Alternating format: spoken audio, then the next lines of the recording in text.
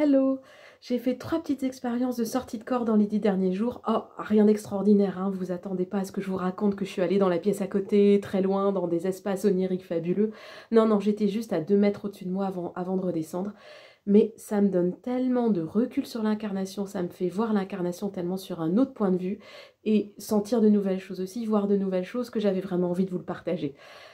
La première sortie de corps, c'était en méditation il y a une dizaine de jours. Tout d'un coup, je me sens aspirée au-dessus de moi et tournée au-dessus de moi, un peu comme une machine à laver, comme ça. J'étais tellement dans ma méditation que j'ai même pas fait attention, j'étais très focus.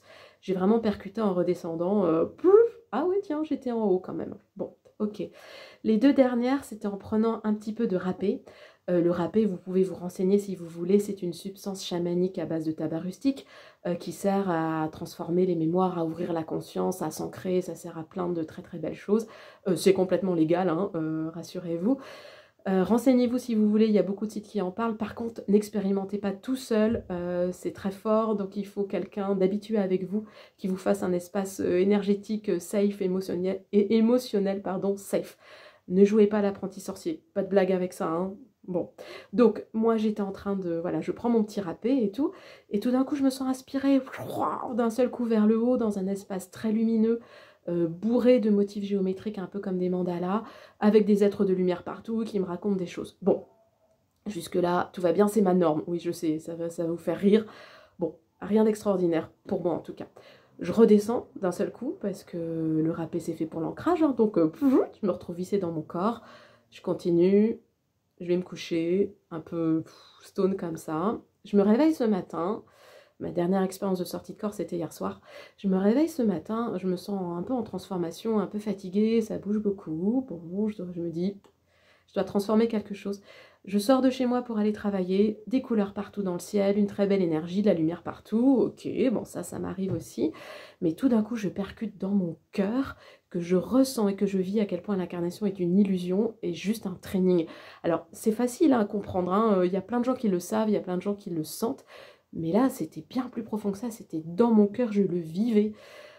Une sorte de détachement extrêmement fort, à sentir à la fois que ce qu'on vit là dans l'incarnation a beaucoup d'importance, parce que c'est ce qu'on vit au quotidien, c'est ce qu'on transforme, c'est ce qu'on connecte, mais à la fois absolument aucune espèce d'importance. Ce n'est que du training organisé, rien de plus que ça. Et moi, qui ai du mal à regarder les gens dans les yeux d'habitude parce que je perçois trop leurs émotions et d'autant plus surtout leur souffrance, je perçois trop leur mal-être, là je pouvais les regarder sans problème. Je croise par exemple un SDF, je lui donne un petit quelque chose, et ce que je perçois de lui, c'est à quel point elle est courageuse, à quel point elle est forte, à quel point elle est ancienne, à quel point ce choix d'incarnation dans la souffrance en restant dans le cœur, parce qu'il était dans le cœur ce SDF, à quel point c'est un choix courageux, beau, avec un training magnifique. Voilà, ça c'est ce que je vois de lui.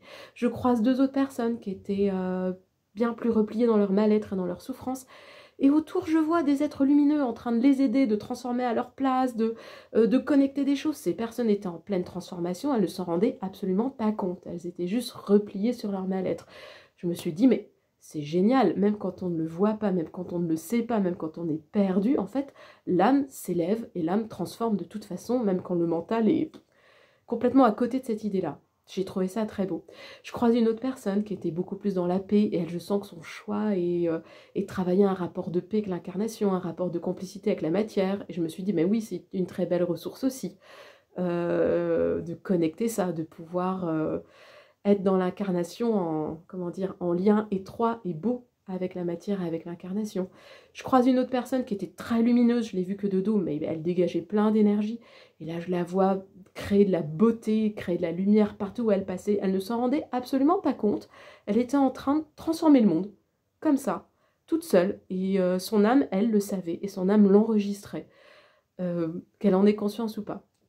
J'ai trouvé ça magnifique de voir tout ce travail qui se fait de training de toute façon, que le mental soit d'accord ou pas, que le mental s'en rende compte ou pas, et quel que soit le degré de souffrance qu'on traverse. Alors, je me suis dit, il faudra que je m'en souvienne la prochaine fois que je suis au bout de ma vie, en pleine galère.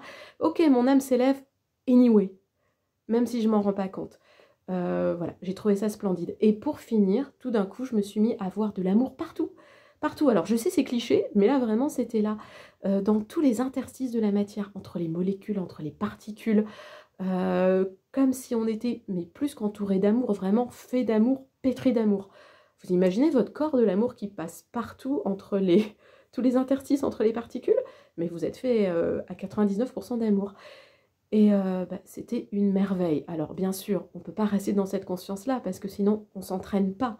Si on est sans cesse dans cette unité et dans cette conscience de tout l'amour qui nous englobe et qui est à l'origine de notre existence, on ne peut pas s'entraîner, on n'apprend rien, on n'est jamais en difficulté, on n'est jamais déstabilisé, on n'est jamais en mouvement.